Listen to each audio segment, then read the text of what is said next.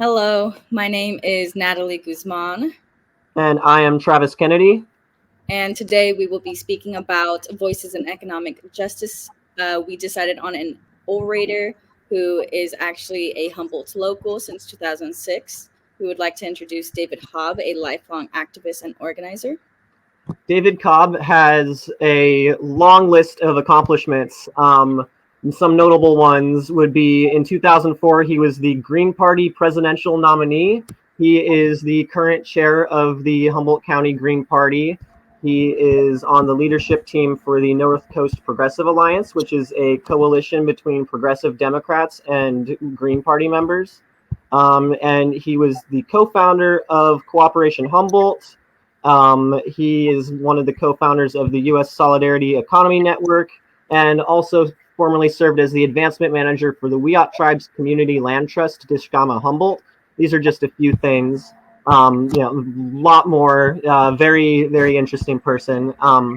Before we introduce David and start asking him questions, though, we would like to give an overview of the videos we had y'all watch, the TED Talk discussing Cooperation Humboldt, and the video about economic democracy. So the TED Talk, I would say, serves primarily as a call to action for Humboldt locals to tell them about what Cooperation Humboldt is, what they're hoping to accomplish, and to try to get people interested in the community. Cooperation Humboldt sought to change the way people interacted with their communities and serve as a resistance to capitalism and help facilitate the transition to a new, more just economy. Now going on to his economic democracy overview. This was a concept of giving everyone a voice, essentially, and a fair share in our economy. So right now we do have, unfortunately, a small group of people who are mainly in charge, which are a lot of wealthy individuals and big corporations that hold a lot of the power and control in our economy. But with economic democracy, we are able to change that. One of the biggest key ideas that he does mention is, sorry about that, something in my eye. But behind economic democracy is that everyone has a say in how their workplace can be run and how profits are evenly distributed instead of where people at the top are making those primary decisions themselves and pocketing more than they would be sharing. It allows everyone to essentially have a say in how people are able to do things and no longer making it fair. Another aspect regarding economic democracy was how it creates a much more equitable distribution of wealth. Just how I mentioned earlier, since we currently do have a lot of wealth in our economy that is being concentrated to the hands of a few wealthy individuals and corporations. With economic democracy, we are able to make that everyone gets a fair share of the wealth that they help to create, meaning we could implement more fair tax systems where the rich actually do pay for their fair share. It's an idea to create a much more level playing field, to create an equal opportunity for everyone, where it's no longer just the people at the top who are succeeding. It's the people who are actually getting their hands dirty that are able to have a say and make it more fair. It It's puts power out of the hands of the people, or it takes the decision making for how finances are spent and allocated there from we the and gives it to the actual workers who are producing the value. there So we go. I think without further ado, let's introduce David Cobb. I'm very excited to have him here. Hi, David. Thanks for being here. How are you doing? Howdy, y'all. I'm mighty fine. At the moment, I'm being recorded. I do live in Humboldt, as y'all said, but today is actually April 5th. I'm in Texas, where I'm from, visiting my mama, and I'm in the path of totality for the upcoming solar eclipse. By the time y'all watch this, it will already have happened, but I'm pretty darn excited about that, and I'm surrounded by goats and cows and family members. So my redneck credentials are excellent.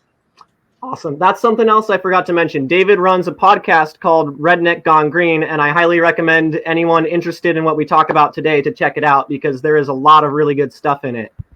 So anyway, would you like to get started asking questions, Natalie? Yeah, of course. So, just like we mentioned earlier, David Hobb is a lifelong activist and organizer. And so, one of my big questions that I did want to ask is, what was your motivation for dedicating your life to activism? Like, why is it that you wanted to do what you do?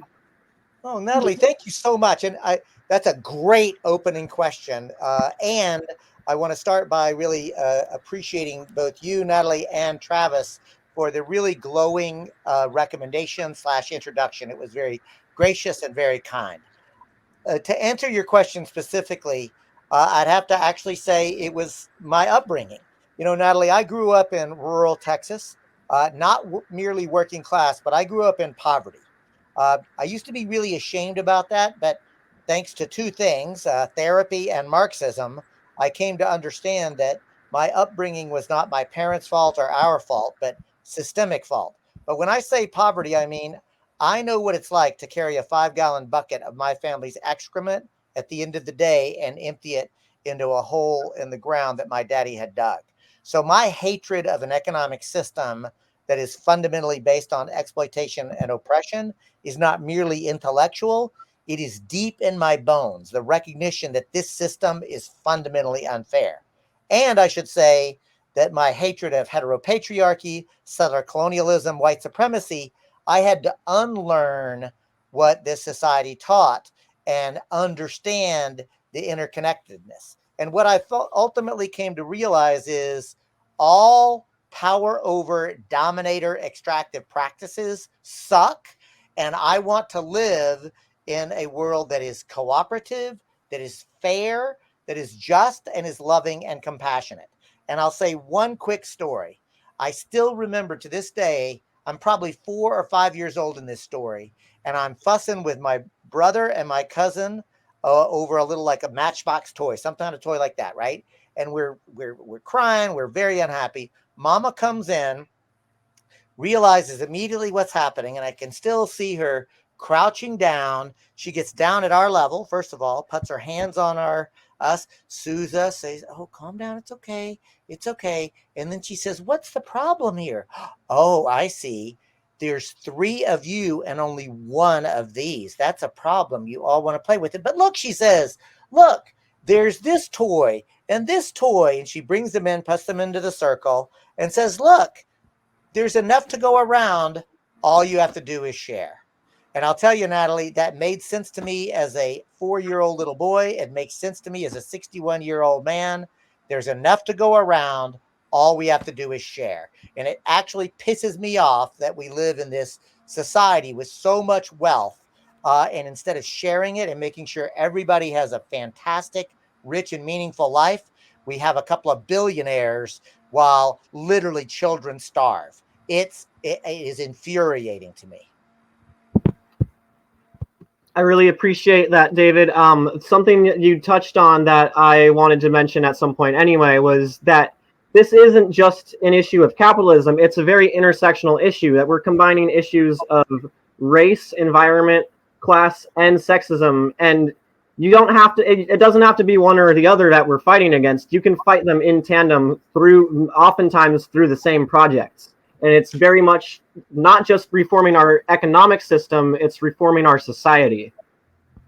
That's so well said, and I hope Natalie and Travis, y'all are able to share with your class the upcoming piece that will be published in Nonprofit Quarterly by myself and my fellow co-coordinator of the U.S. Solidarity Economy Network about non-reformist reforms. Because done Absolutely. well, see, this is the thing. It's not just the reform, like what is the reform? It is a question of, do you have a strategic orientation to transform social, political, and economic institutions? See, revolutions don't just happen, right? The ordinary people take the moment that they're in and try to change systems. And I thought, Travis, your observation in that question was spot on. The problem is systems, not some individual bad actors. And I do want to take this moment.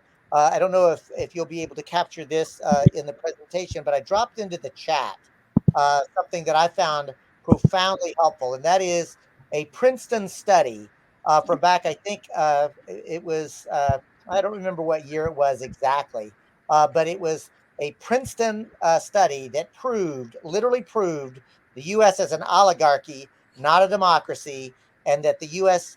political system and its economic system and how society is organized is actually dominated and controlled by a rich and powerful elite. And what I love to point out is, they did a highly researched methodological study over time uh, to come to the conclusion that you could get by going into any pool hall or bowling alley in this country. Ordinary people know this system it's not broken, it's fixed, it's rigged. And ordinary people know this. And if we would actually talk to ordinary people in ordinary ways, and say, that shit's messed up, right? Mhm. And there's actually a plan to do something about what my lived experience has shown. People know that it's messed up, but what they are not convinced of is that there's anything that ordinary people can do. And I'll end it with this, because they're right. Alone, we can't do anything about it because it's systemic problems. It's not bad people. It is the system is forcing people, whether they're good or bad, to do bad things. And the only way to change systems is through an organized collective effort. Absolutely. I'm going to jump questions. Let's talk briefly about Cooperation Humboldt. What exactly was Cooperation Humboldt, and what was the organization trying to accomplish? Maybe what were some of the projects Cooperation Humboldt undertook? So thanks for the question. I have to say, Cooperation Humboldt still exists, at least on the web. It has been basically uh, uh, uh, fallow for the last 2 years, but the website is still there. You can go to cooperationhumboldt.org and see all of this history. But I was one of the co-founders, to be sure, and it was based on my long-standing relationship with a comrade, Kali Akuno, who I knew from the U.S. Social Forum. I had known through the Malcolm X Grassroots Movement Project. I had known, literally for decades. And I will share, when I first bumped up against this idea of, quote, solidarity economy, back in 2007, at the time, I have to admit, I was like, look, I'm glad that exists, but I'm a serious revolutionary. I don't want to just do co-ops. See, all I saw was co-ops. But Kali and Emily Kawano and a host of other people helped me to understand that, well, if you actually do co-ops and community gardens and public banking and participatory budgeting, again, I had a whole series of different policies that were achievable. You could actually be part of a revolutionary orientation. And so I got very excited and decided to try to apply that locally. So a group of 5 or 6 of us got together, did a reading group for, I don't know, 6 to 8 months, then decided we were going to actually try to launch this thing. And the whole idea was to show that it was possible to get all our needs met, to not just survive, but to thrive and live rich and meaningful lives without exploiting anyone, without allowing anyone to exploit us, and that it could be done in not only a cooperative way, but an ecologically sustainable way. And so to do that, what we asked ourselves were what are human needs? Food, shelter, art and culture, because art and culture is not an add-on; it's an actual need. Uh, Healthcare, etc. And then how could we create projects that would operate cooperatively to begin to meet those needs? So we did things like Artist Dismantling Capitalism Conference. We did things like the upcoming Decolonizing Economics Summit. It's, by the way, May 1st, 2nd, and 3rd, the fifth annual one of those. We also help to incubate worker-owned cooperatives. There are several that are still functioning. The Corporate Agricultural Network is a cannabis cooperative. There is a full compost, a cycling compost operation that's still in operation. We helped to incubate what became the Wiyot Tribe's Dishkama Humboldt Community Land Trust. So we had a lot of things that we tried over the course of just a couple of small years, always asking ourselves, what is our theory? What is our practice? And then trying our best to evaluate, is it working? Do we need to adopt our theory? Do we need to adopt our practice? Awesome. And this takes us right into our next two questions. Also, Natalie, would you like to hit it off? Let's see. Yeah. So my next question is, how is economic democracy actually different from our current system? Uh, why or is our current economy not democratic? Right. Thank you, Natalie. Another good, very astute question. And let's just cut to the chase. Like the word democracy literally comes from Greek, right? Demos means the people, kratia means rule or power or authority. So, literally broken down, the word democracy means the people rule or the people have the power. Everybody knows that we, the people, are actually not in control of this society. And it's especially true when it comes to the economy. We, the people, at best, are given opportunities to choose between consumer choices, right? But we almost never get the opportunity to meaningfully participate in how the economy actually operates. So, our current economy is fundamentally undemocratic. And that is true by design because in capitalism, the means of production and property itself is privately owned. And the second part, and I'm going to do capitalism as a 5-step process. This is actually quite easy to understand. The first is private ownership of the means of production. By that we mean like factories and farms and ranches and anything that produces goods and services. They're privately owned. The second thing is that things are produced as commodities to be bought and paid for at a profit. Economists will make that distinction between commodity production and value, where you in society you just produce things that are used, right? Like in all indigenous societies, basically you don't produce things to buy and sell. You might trade or barter, but ultimately things are just produced in order to ensure that everybody has their needs met. The third part of capitalism is that labor itself is just one more commodity, as opposed to being meaningful, productive human endeavor, and something that's actually sacred. For in the capitalist system, labor is just bought and paid for. The fourth thing that is really important, and that is everything is bought and paid for to maximize profit. So profit maximization is number 4. And the fifth characteristic is market allocation. The free market allocates it all. Now, those 5 things, Natalie, the reason I took enough time to actually describe those, any basic introduction to macroeconomics will basically describe that.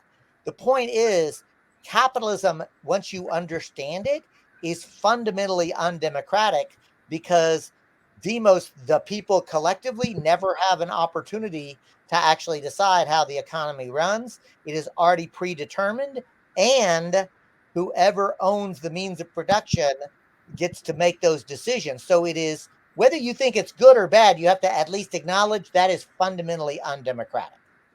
Right. It's only democratic for those who own capital or own money that they can use to start businesses and run businesses. And that's quite frankly like even stretching the word democracy to definition. I'm glad you corrected yourself there, Travis, because I was actually about to push back on that to say it's true that only the wealthy have the power to do that, but you can't call that democratic power because democracy literally has the people in the word, right? So as soon as you begin to make it so small as only and it's not even the 1%, it's the 1/2 of 1%, like the real predatory class that really controls the overwhelming amount of wealth, power, and decision-making authority, it again is fundamentally undemocratic. Yes, there's a small number of people with power, but that power is not democratic by definition. Yeah, absolutely. And they want you to think it's democratic. They want you to sell the lie that, oh, if you work hard enough, you'll be able to get to where we are. But that's increasingly more and more uncommon in our society. And, really the only people who have the ability to do that are people who already have wealth, be it generational or otherwise. To move on, this starts connecting us to non-reformist reforms, which for people unfamiliar with the term, I'll give a little bit of theoretical background. The term originates from Andrei Gorz in the 1960s, and it really provided a different alternative to Marxist thought, where prior to that, by and large, you had two schools of Marxists: the reformists, who believed you could eventually reform capitalism out of itself, and the revolutionaries, such as like maybe Vladimir Lenin, for example, in the Soviet Union, who believed, no, that's never going to get rid of capitalism. You can only do it through usually violent revolutions. So non-reformist reforms offers, I don't want to call it a middle ground, but it's a new path forward, and it kind of incorporates the merits of both arguments. So David, would you like to explain to us what exactly non-reformist reforms are, and maybe what are some examples of them? Well, I think, Travis, that you did a brilliant job. I'm not being sycophantic to you when I say that, like, I think that's exactly right. I mean, you did a really wonderful job about what is a non-reformist reform. And again, Andre Gors did term it, but it really describes any reform that, remember, when we say a reform, what we mean is what is a way to immediately improve people's lives, right? So that's a reform. But a non-reformist reform is one that is a reform. So, yes, you improve people's lives, but you also build power to achieve more systemic change, ultimately attempting to dismantle the logic of capitalism and white supremacy, the logic of settler colonialism and patriarchy. And like I said, and I want to be clear, we, myself and others in the U.S. Solidarity Economy Network and our movement, absolutely, genuinely, sincerely lift up and honor any reform effort, any effort to make people's lives better, to heal any hurt. Yes, that's fantastic. But a strategic orientation to revolution, to restructuring society, is what makes something a non-reformist reform. Here's an example. Like, and I want to be clear, it's the strategic orientation that makes it different, not the reform. And what I mean by that, let's do it by example. I love to talk about the Black Panthers, and who clearly a revolutionary organization. But one of the things that, if you read about the Panthers, they were quite famous for the free school lunch program. Right now, for now today, many of us might actually think to ourselves, well, yeah, schools do that all the time now, and that is true. But you know what, y'all? They didn't used to. The Black Panthers created that program on their own as a free program to feed hungry kids that before going to school, right? Now, that's obviously can be considered a reform because feeding hungry children, and yay that, right? But it was also part of an overall call to meet people's objective material needs outside the capitalist framework. It was also part of a free sneakers program. It included political education for both young children as well as their adults, to actually help people to understand how white supremacy and capitalism are interconnected as power over dominator systems. So it was part of an overall program, an overall revolutionary orientation. And remember, the Panthers involved in, yeah, they were participants in self-defense, and they also engaged in elections and ran people for office. So the point is, those free school lunch programs were revolutionary when the Panthers did it. And when the state, and with the state of California or the state of Texas or any other state, superseded it and stripped the politics from it, but then just provided the free lunch program and the free breakfast program.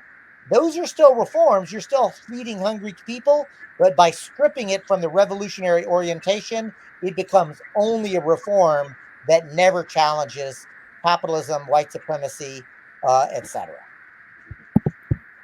Very well said. I think we're starting to run a little long. I don't want to make people watch like too long of the video. So I think what we're gonna do is we're gonna conclude with so for people who hear this and they're like, this is awesome, how can I get involved? What opportunities in Humboldt County do they have to start working on stuff like this? Well, first of all, what I would say is there's a great adage in the civil rights movement that says you get in where you fit in, right? So I'm going to just give you a couple of examples where I would encourage you. Number one, as Travis said, if uh, the Green Party of Humboldt County is a place where I would love to connect you, and I'll make sure that in this recording it concludes with how to get involved in the Green Party of Humboldt County if that's of interest, because the Green Party is an explicit eco-socialist political party that runs candidates for office and organizes locally. The second is the North Coast Progressive Alliance, which is, as Travis mentioned at the beginning, really interesting because we work with Green Party members and progressive Democrats and socialist and declined estate across not just elections, but also on issues like affordable housing or healthcare for all and so forth.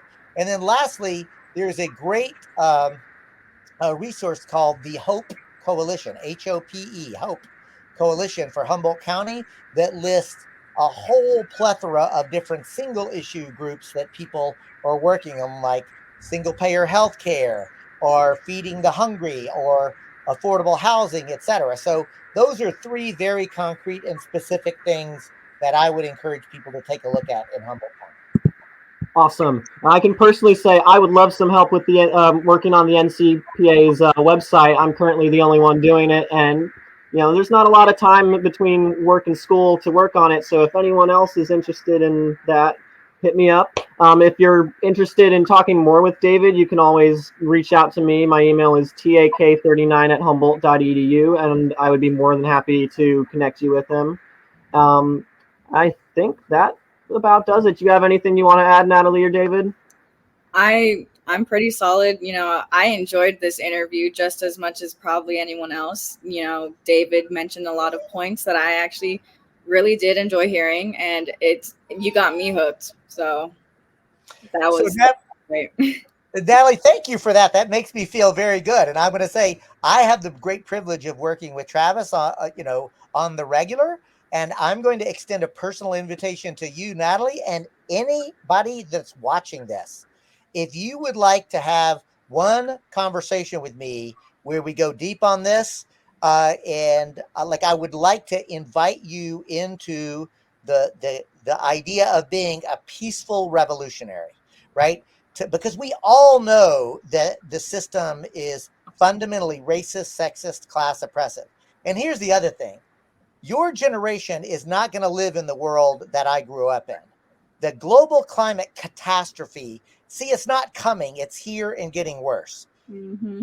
And the economic crisis of capitalism, the inherent contradictions are getting more and more acute. I don't say we're in late stage capitalism anymore. We're in end stage capitalism. This system is morphing into fascism before our very eyes. And that brings me to the third crisis, which is the political crisis. The neoliberal model of petty bourgeoisie democracy literally does not work. Neoliberalism is literally collapsing. I genuinely believe that your generation, are going to live either in some version of balanced eco-socialism or some version of fascism. So I extend a sincere invitation, Natalie. You've got my email. Travis, share my email with anybody who's willing. You know the drill, Travis, because you've done it. I'll send you my Calendly link. I'll give you one 30-minute conversation. We'll have it. We'll chat through it. And my effort will be, I'll be very transparent, to get you into the movement to build the peaceful, just, democratic, and ecologically balanced society that we so desperately need and so richly deserve. Peace. Awesome. I think that is a great spot to end it. So I hope everyone watching enjoyed it as much as I did, and I will see y'all in the discussion posts, I guess. All right. Thanks again for being with us, David. Thank you. Bet. Bye now. Great. Bye, everyone.